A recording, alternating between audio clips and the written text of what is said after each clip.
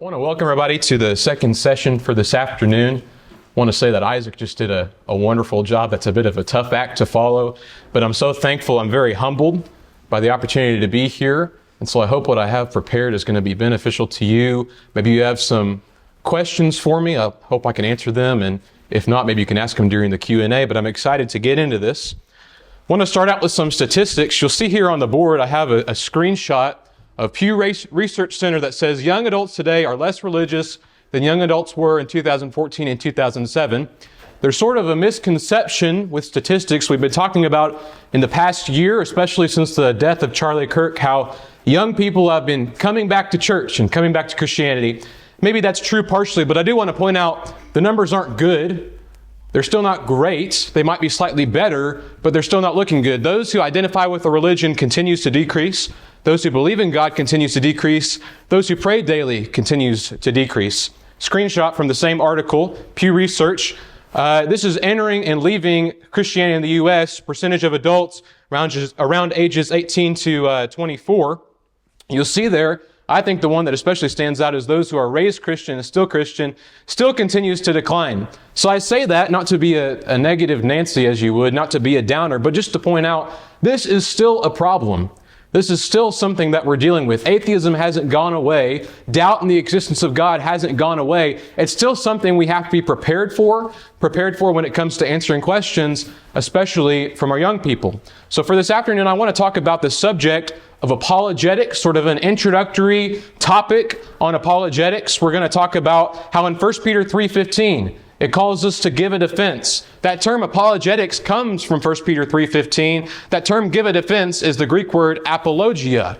Now there are a lot of different definitions of what apologetics means. I would submit to you today that apologetics, if I were to define it, I would define it like this. Apologetics is the science of logically advocating for the Christian faith, including, but not limited to, the existence of the biblical God and the reliability of His Word. And there's one very important point that I think is necessary to make, and that is that apologetics is not being sorry. Even though the word apology and apologetics is very similar, that's not what it means. It simply means giving a defense or advocating for the Christian faith. Our study outline is going to go as follows. We're going to talk about why apologetics matters. I want to talk about 3 proofs for the existence of God. We're going to talk about the cosmological argument, the teleological argument, the moral argument, and we'll close out by talking about using apologetics in our evangelism. Why does apologetics matter? Proverbs 14:15 tells us that the simple believes every word, but the prudent considers well his steps.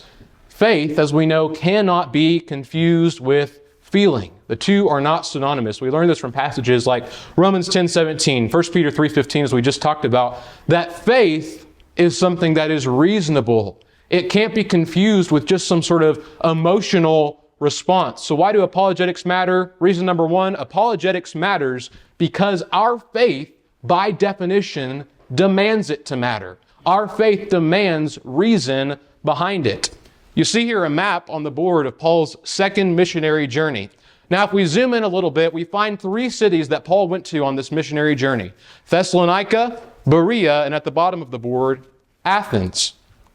Paul, while he is at Thessalonica and Berea, has a very specific approach that he uses.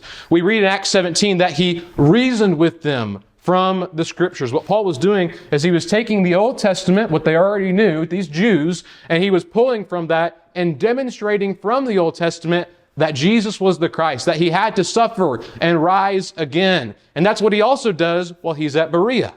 But when he comes to Athens, this predominantly Gentile place filled with all sorts and types of people, Paul uses a slightly different approach. While he's there, Paul converses with many types of people. In particular, he talks with Gentile philosophers. While he's there, Paul uses their idol as a teaching tool in verse 23. He also quotes from their own poets. He uses their own wisdom against them. Now, why does this matter that Paul used these different types of approaches for these different peoples? Simply put, this matters because Paul's example shows that our audience matters. Who are we talking with? Should we be using worldly wisdom Well, it depends on who we're talking to. Are we in Thessalonica? Are we in Berea? Or are we in Athens? I hate to break it to you, but I think that today, modern day America, we are living in Athens. We might have to change our methods, the way we preach, not the substance of it, but the way we preach, depending on who we are talking to. Paul would say in 1 Corinthians 9, verse 22, I have become all things to all men, that I might by all means save some. All things, all men, that he may save some. 1 Peter 3:15, once again, always be ready to give a defense to some people? No, to everyone who asks you a reason for the hope that is in you. We are to be ready to demonstrate, to give a defense, to advocate for to everybody, whether they be from Athens, whether they be from Thessalonica, whoever they are, wherever they're from, our audience matters. Apologetics matters because our audience matters. Let's get into the meat of our study this afternoon. When we start to introduce apologetics, there's a lot of disagreement about where to start. If it is necessary that we advocate for the Christian faith, that we demonstrate why it is trustworthy and reliable, where exactly should we start?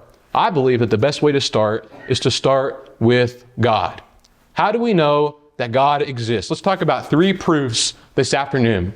Proof number 1, as it has been called many times, is called the cosmological argument. Comes from the word cosmos, just simply means beginning or universe. This is a very simple argument with a very fancy name. It essentially is about the law of cause and effect. It goes something like this. Everything that begins to exist has a cause. The universe began to exist. Number 3, therefore, the universe has a cause. Let's talk about this more in depth. The law of causality is the foundation of all science. What is the law of causality, you might ask? Simply put, the law of causality is the law of cause and effect. You see here that there is no such thing as a causeless effect. In other words, if something came into existence, there must be something behind that coming. If there was an effect, it necessitates that there must have been a cause. From science, we know that the universe had a beginning. With things such as general relativity and the laws of thermodynamics, scientists agree, real legitimate scientists who are using real legitimate science, that the universe as we know it had to have a beginning. So the big question that people ask is, well, let's throw this back on the Christian, back on the theist, who created God? If something were without a beginning, it would be without a cause. What we're saying here is we go back to the proof. We go back to the basic, fundamental core of what we're saying. If something had a beginning, it had a cause. Now we know from the scriptures that God had no beginning. He's from everlasting to everlasting. This does not apply to him because God is not an effect. God is the uncaused cause. But the universe, since it had a beginning, necessitates itself to have a cause. Exodus 3:14, how did God introduce himself to Moses? I am who I am. Not I was, not I will be, simply I am. I am the self-existent one, the one without a beginning. This is a man by the name of Dr. William Lane Craig, and he says this in Lee Strobel's book, The Case for a Creator. He says this, well, we certainly have empirical evidence for the truth of this premise. This is a principle that is constantly confirmed and never falsified. We never see things coming into being uncaused out of nothing. Nobody worries that while he's away at work, say a horse might pop into being uncaused out of nothing in his living room and be there defiling the carpet. We don't worry about those kinds of things because they never happen. Simply put, cause and effect is the foundation for everything that we do. Here's a good question for you. If nothing can create anything, why does it only create universes? That doesn't make any sense. Nothing, by definition, is nothing. Nothing can't create anything. It's not a creative force. We can see this demonstrated, the law of causality demonstrated within the world around us. And therefore, it makes sense that the law of causality must transcend, be metaphysical, beyond what we can see. Whatever is an effect has to have a cause. So conclusion, therefore, the universe being an effect with a beginning has a cause. Now, people will say this and say, okay, I see what you're saying. So you're saying there has to be a God. But how do you know that your God, you just happen to get the right one?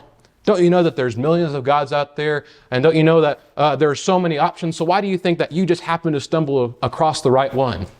Well, I believe that the Bible shows that this God is the only answer, that he is the only cause that makes logical sense. This cause must be uncaused himself. This cause must also be transcendent. In other words, he must be above the known universe. And that cause must also be all-powerful, powerful enough to create everything as we know it. Now, what do we find within the scriptures? We find that God is uncaused. Exodus 3:14, I am who I am. What do we find? We find that God is spirit. John 4, verse 24. In other words, God is above. He is above all. He is transcending the known universe. We also find that God is all-powerful. I love the way Jeremiah put it. Jeremiah 32:17, there is nothing too hard for you. Maybe that makes sense to you, maybe it doesn't. Let's talk about another proof.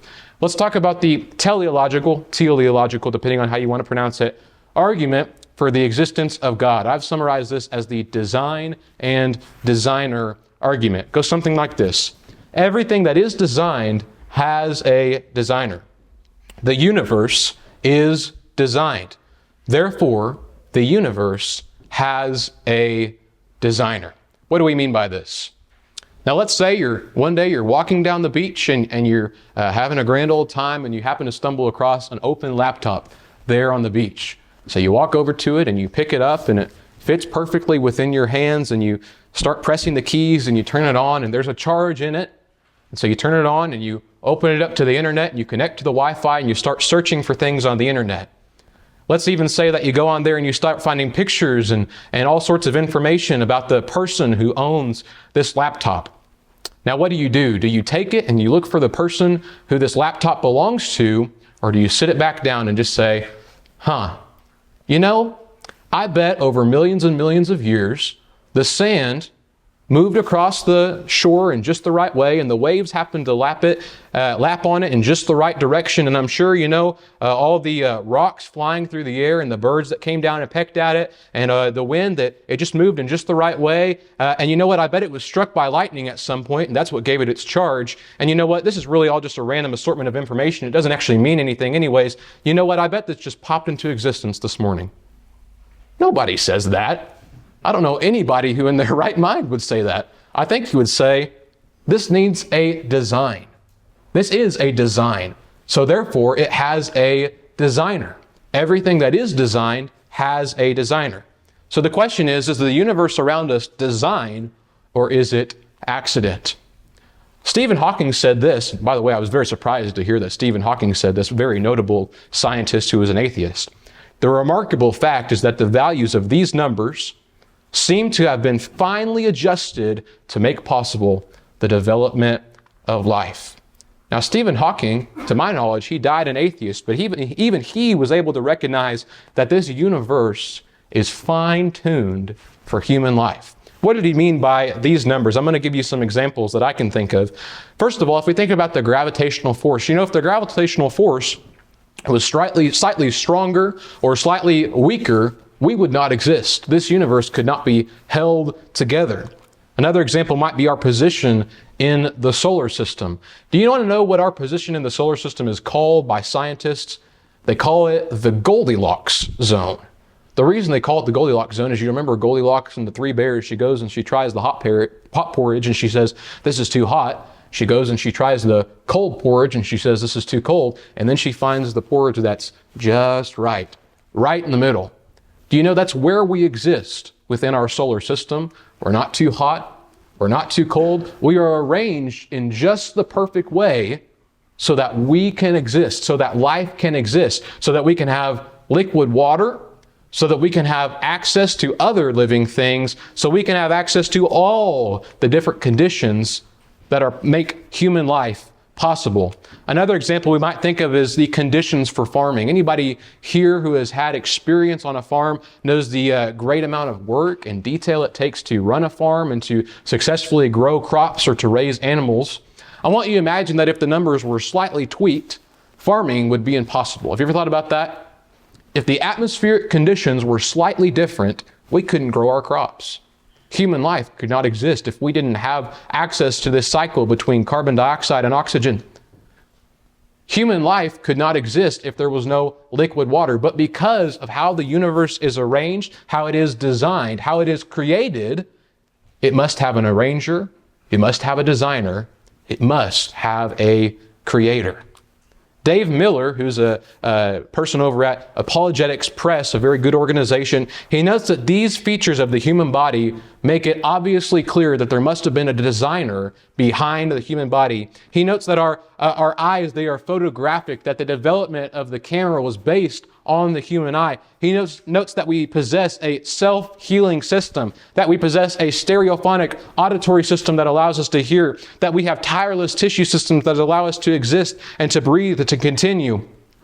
He notes that we have an engineered skeletal framework that allows us to stand and to move and to exist and to move around in the world around us. He notes that we have a computerized memory bank, that we have ventilation, insulation, a skin envelope around us that is able to cool us and protect us from the elements.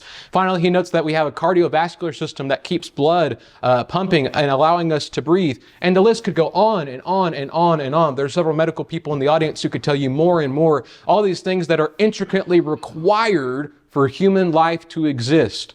It makes it clear, it makes it obvious, it makes it evidently seen that there must be something that would have arranged these things that could allow us to think, to exist, to move. Design demands a designer. You know, if you're really struggling with these things, I would submit to you this, especially if you're a young person, you're watching on the internet, whatever the case is, I want you to go and take an anatomy class.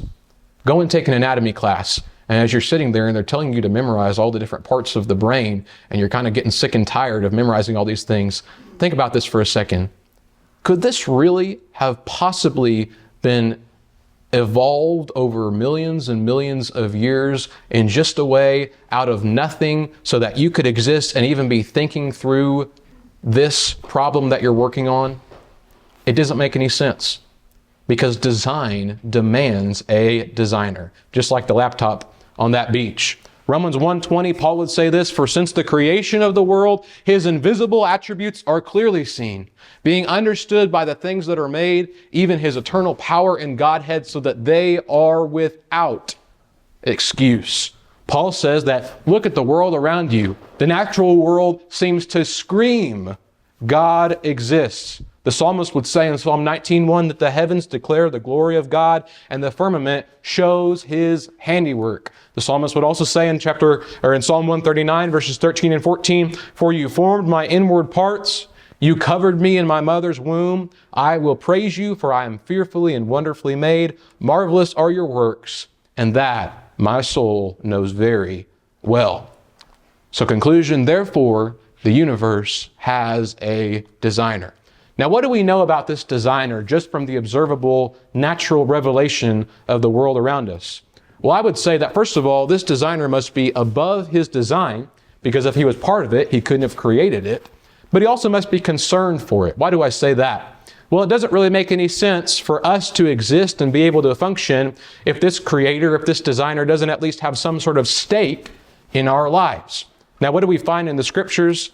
The psalmist would say, Psalm 8:3 and 4, "When I consider your heavens, the work of your fingers, the moon and the stars which you have ordained, what is man that you are mindful of him, and the son of man that you visit him?" The psalmist expressed this very thought, that at the same time God is so majestic and great and powerful and above all, but he is also concerned for his creation, that he loves his creation.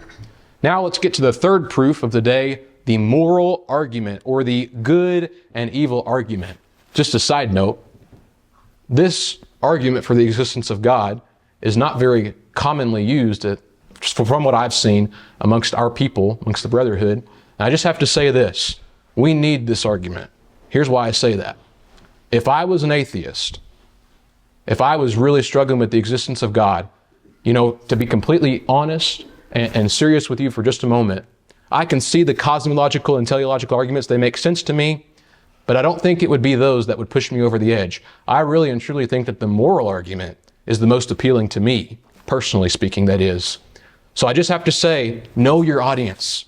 Your kids need these things. They do. They need all three of them, especially the moral argument. The moral argument goes like this. If God does not exist, then objective morality does not exist. Objective morality exists, so therefore God exists. What do we mean by this? I want to read here a bit of a lengthy quote from the Nuremberg trials. If you're unfamiliar with what the Nuremberg trials were, they're a fascinating part of human history. And essentially what happened is after World War II, we still had all these Nazis walking around. And so we asked the question, what are we going to do with them? What are we supposed to do? So the nations of the world came together and they collectively agreed, these men need justice. They need to be paid for what they have done. And so they decided to try these men, to put them on trial. And here's what happened. This was from the opening statement. Justice Robert H. Jackson said this in his opening statement at the Nuremberg trials. He said this, "The privilege of opening the first trial in history for crimes against the peace of the world imposes a grave responsibility. The wrongs which we seek to condemn and punish have been so calculated, so malignant, and so devastating that civilization cannot tolerate their being ignored, because it cannot survive their being repeated. That four great nations, flushed with victory and stung with injury, stay the hand of vengeance and voluntarily submit their captive enemies to the judgment of the law is one of the most significant tributes that power has ever paid to reason." Wow. That's a powerful opening statement for one of the most important trials in human history. What do the Nuremberg trials prove to us today? First of all, I think they prove that morality is objective. This is a premise that is under attack today in the world that we are living. That there's really, at the end of the day, no such thing as good and evil, that it's all a matter of preference and human opinion and culture. That is simply not the case. And if you don't think that's being taught today, go spend an afternoon in a college lecture. I'm a college student. It's being taught to me. I'm already dealing with it. This is happening in the college classroom and probably lower than that too. But we know from examples like the Nuremberg trials that it doesn't matter who you are, what time you're from, or where you're from. Bad is bad and good is good. It doesn't matter who you are. It doesn't matter your background. It doesn't matter if you were raised in Nazi Germany. If you think that going out and murdering Jews for fun is right, then you have a serious mental illness. That's the truth. Morality is objective. That is completely unavoidable. And people have all these little workarounds and things they try and say. But at the end of the day, if you can't tell me that Hitler was objectively evil, then I'm sorry, but I don't think we can talk because I don't think I can trust you. Morality is clearly objective. But also the Nuremberg trials prove this. Morality extends beyond borders. Do you want to know something? Four of the greatest nations in the world, the whole world came together and decided it doesn't matter who you are. Doesn't matter where you're from or what culture you're from. What these guys did was messed up. It was wrong. It was bad. Morality itself extends beyond the borders that man has made. Finally, I believe it proves that morality can be judged. You know, people say today, don't judge me. Don't judge me. You know, you do your thing, I'll do mine. What about the Nazis? Did they deserve to be judged? Morality demands justice. Good and evil demand justice. And the Nuremberg trials prove that morality can be judged. Morality demands justice. I would also say this, that without God, morality is a matter of preference. If morality is nothing more than some sort of evolutionary response or natural law that exists around us without any reasonable explanation, then morality is completely and totally meaningless. It's just a random word. Good and evil is just a random word that we have assigned to things that we think are good or bad. Without God, morality is nothing more than our preference. Without God, you can't prove, notice that word prove, without God, you cannot prove that Hitler was an evil man. You can't prove that. You can say that, but that's not actually backed by anything. You're just saying, you know, I think so. I think he was in my personal experience. But with God, you can completely and entirely say, evil is evil, good is good. C.S. Lewis said this in his book, Mere Christianity. My argument against God was that the universe seemed so cruel and unjust. But how had I got this idea of just and unjust? A man does not call a line crooked unless he has some idea of a straight line. What was I comparing the universe with when I called it unjust? I don't want to spoil Brother Todd's topic too much, but just know this. People today claim that God is evil. Where are they getting evil from? Where are they getting it from?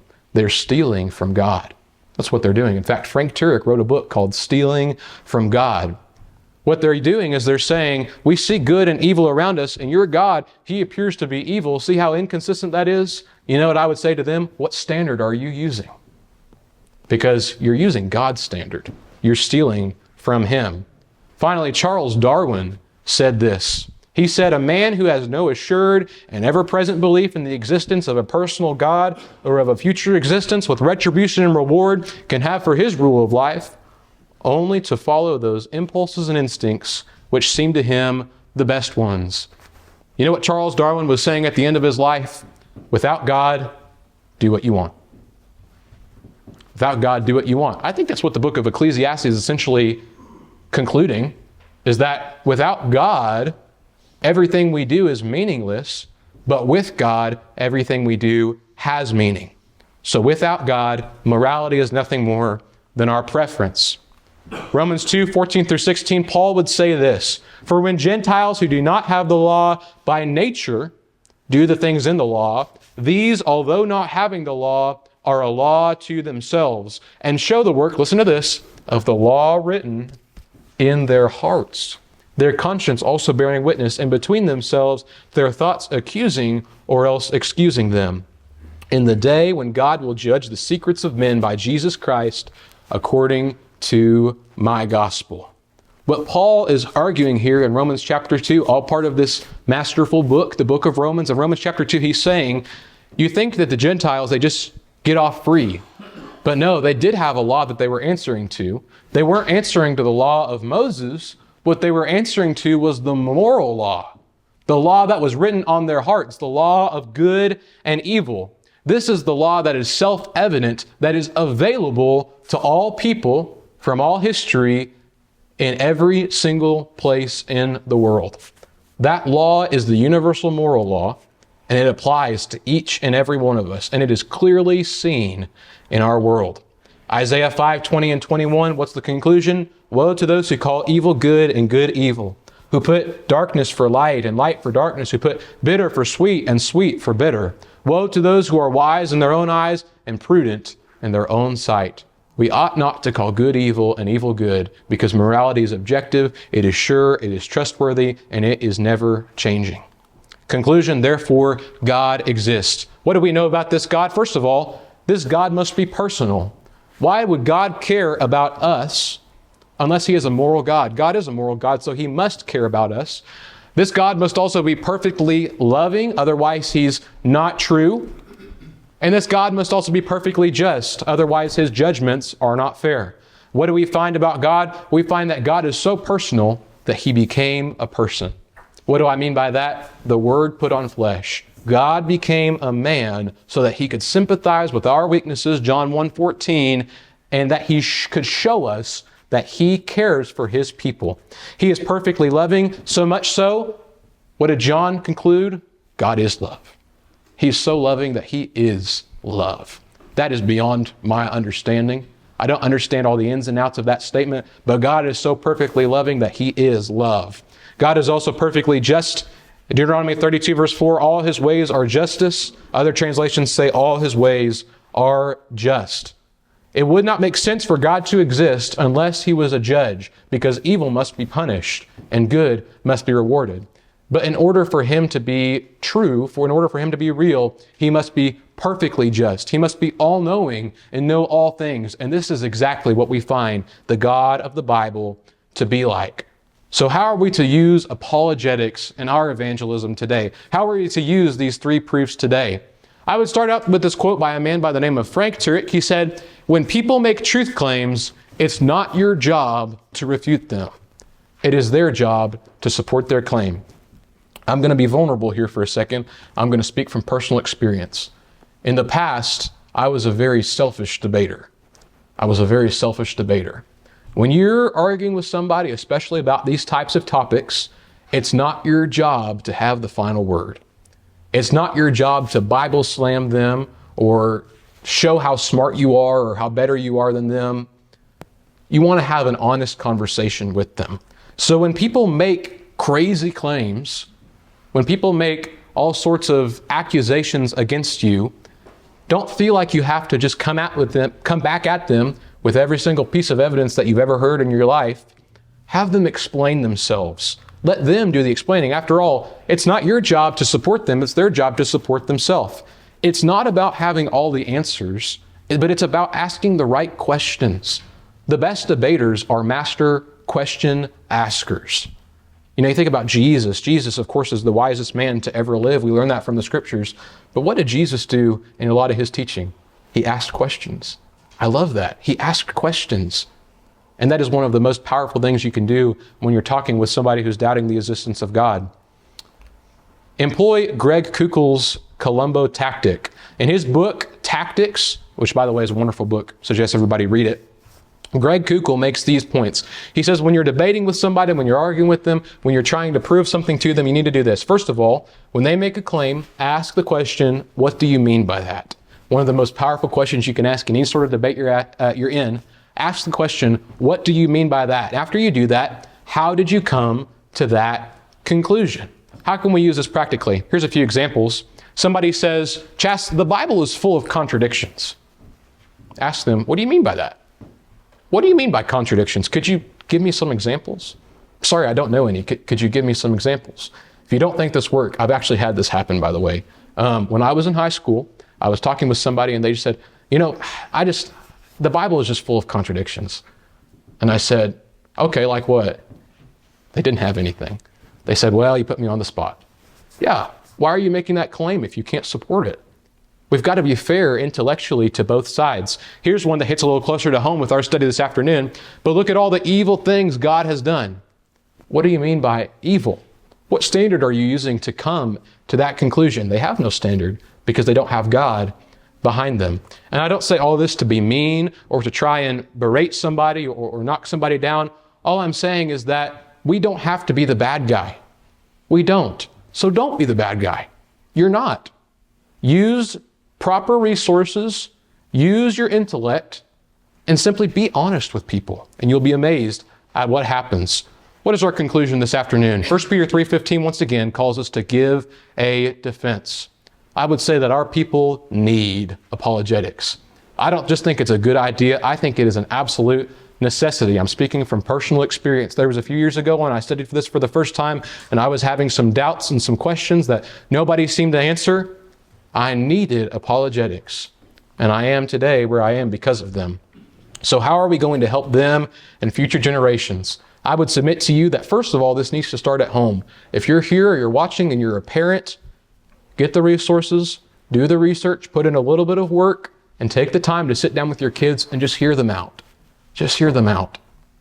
You know, they might scare you with asking questions. You might not know how to answer them in the moment, but just take the time. Be patient with them, be honest with them, take the time to study with them and to hear them out. Take the time. This also can happen in Bible studies. Church leaders, go to your members, see if they're struggling. Kids around the age where they are turning into a teenager and they're around the age of accountability, take the time to go and study with them, to present these things to them, to take time to be honest with them and help them. It's easy. It's not hard to do. It takes a little bit of effort on your part, but it can happen. And then finally, of course, this should be happening in the pulpit too. I've heard people say before that we don't need apologetics in the pulpit. I don't believe that. I think we do. I think it's something necessary. I think it's something that the apostles did. I think it's something that we should be doing today. I want to wrap up. Nobody's done this. So I guess I'm the first. Well, a couple people did this. Going to do some recommended resources just before we get to the Q&A.